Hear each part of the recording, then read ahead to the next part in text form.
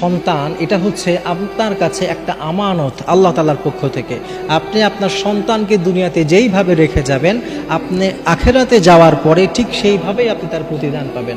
অনেক সময় দেখা যায় অনেক বাবা মা আছে, তারা তাদের সন্তানের ক্যারিয়ার নিয়ে যতটা ফোকাসড, যতটা চিন্তিত, তার আদর্শ, তার চেতনা কিংবা তার যে আখলাক চরিত্র আছে এটা নিয়ে ততটা কেয়ারিং হয় না, যার কারণে দেখা যায় সন্তান হয়তো অনেক বড় কিছু করছে কিন্তু তার আদব আখলাক ভালো না, সে দিন বুঝে না, সে দিনের উপরে চলে না, নামাজ কালাম পড়ে না। অনেক সময় অনেক বাবা মা এমন আছে, সন্তানরা যখন কোনো গুনাহ করে ফেলে বা গুনাহের মধ্যে লিপ্ত থাকে, অনেক বাবা মা আছে তারা বলে আরে ওরা তো এখন ছোট, এখন করবে না, কখন করবে।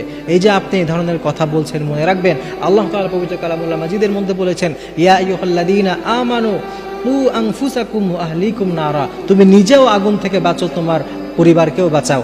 এই জন্য কিন্তু অবশ্যই একজন বাবা মা হিসাবে আপনার কর্তব্য তার ক্যারিয়ারের প্রতি যেমন ফোকাসড হবেন, পাশাপাশি সে যেন গুনাহ থেকে বেঁচে থাকতে পারে, দ্বীনের উপরে থাকতে পারে, সেটার জন্য আপনাকে মেহনত করতে হবে।